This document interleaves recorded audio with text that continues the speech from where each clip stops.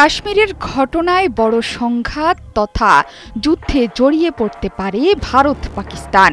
এরই মধ্যে সেই আভাস দিয়ে দিয়েছেন ভারতের প্রধানমন্ত্রী নরেন্দ্র মোদীও। হামলার খবরে সৌদি আরবে সংক্ষিপ্ত সফর শেষে দেশে ফিরেছেন ভারতের প্রধানমন্ত্রী, কিন্তু ফেরার পথেই দিয়ে দিলেন অঘোষিত এক যুদ্ধের বার্তা।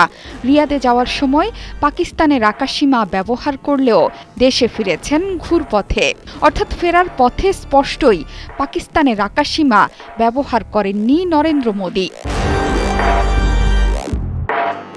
এই হামলার পর সৌদি আরব সফর সংক্ষিপ্ত করে মঙ্গলবার রাতেই দেশে ফিরেছেন নরেন্দ্র মোদী। সৌদি থেকে ফেরার সময় নরেন্দ্র মোদীকে বহনকারী বিমান এয়ার ইন্ডিয়া ওয়ান পাকিস্তানের আকাশসীমা অতিক্রম করেনি। ফ্লাইট ট্র্যাকিং ওয়েবসাইটের ভিজুয়াল থেকে নিশ্চিত হয়েছে এই তথ্য। যদিও মঙ্গলবার সকালে রিয়াদের উদ্দেশ্যে যাত্রার সময় বিমান বাহিনীর বোয়িং 777-300 বিমানটি পাকিস্তানের আকাশসীমা অতিক্রম করেছিল, কিন্তু ফেরার পথে দীর্ঘ পথ বেছে নিয়ে পাকিস্তানের আকাশসীমা এড়িয়ে যায় নরেন্দ্র মোদীকে বহনকারী বিমানটি। ফেরার পথে এটি সরাসরি আরব সাগরের ওপর দিয়ে উড়ে ভারতের উপদ্বীপ অতিক্রম করছিল। এরপর গুজরাট হয়ে ফেরেন দিল্লিতে। এই পথটি পাকিস্তানের আকাশসীমা এড়িয়ে যেতেই ব্যবহৃত হয়ে থাকে। পাকিস্তানের আকাশসীমা পরিবর্তনে এটা স্পষ্ট যে পাকিস্তানকে হুমকি মনে করছে দিল্লি। সিল্কোর সিল্ক অ্যান্ড শাইন, যাতে আছে আর্গান অয়েল ও ওট প্রোটিনের গুডনেস, যা আপনার চুলকে রাখে হেলদি অ্যান্ড শাইনিং। সে কারণে প্রধানমন্ত্রীকে বহনকারী বিমানের নিরাপত্তায় ভারত ফিরতে বেছে নিয়েছে ভিন্ন পথ। ভোরেই দিল্লির পালাম বিমান ঘাঁটিতে অবতরণ করেন প্রধানমন্ত্রী। এরপরই তাৎক্ষণিকভাবে পররাষ্ট্রমন্ত্রী এস জয়শঙ্কর এবং নিরাপত্তা উপদেষ্টা অজিত দোভালের সাথে বৈঠকে বসেন। হামলায় জড়িতদের বিচারের আওতায় আনার ঘোষণা এরই মধ্যে দিয়ে দিয়েছেন নরেন্দ্র মোদী।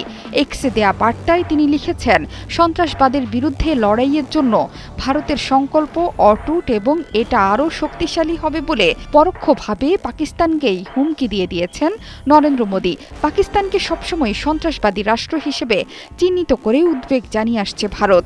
পেহেলগাঁওয়ের ঘটনাতেও পরোক্ষভাবে পাকিস্তানের দিকেই অভিযোগের তীর ছুটছে ভারত। হামলার পর কাশ্মীরে গেছেন ভারতের স্বরাষ্ট্রমন্ত্রী অমিত শাহ।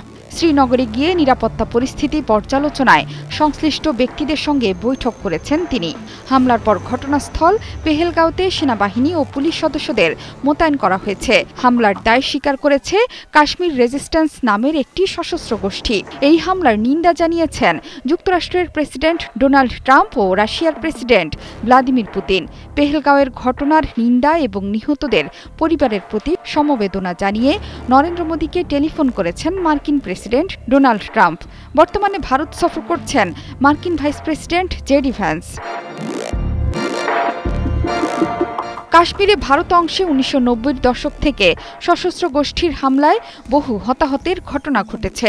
1947 সালে ব্রিটিশ শাসন থেকে স্বাধীনতার পর হিমালয়ের এই অঞ্চল বিভক্ত হয়। কাশ্মীরকে নিজেদের দাবি করে পরমাণু শক্তিধর দুই প্রতিবেশী দেশ ভারত ও পাকিস্তান।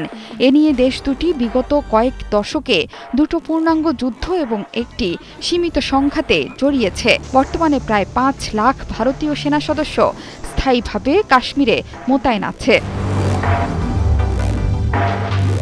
জোহরা চৌধুরী সেতু, 71।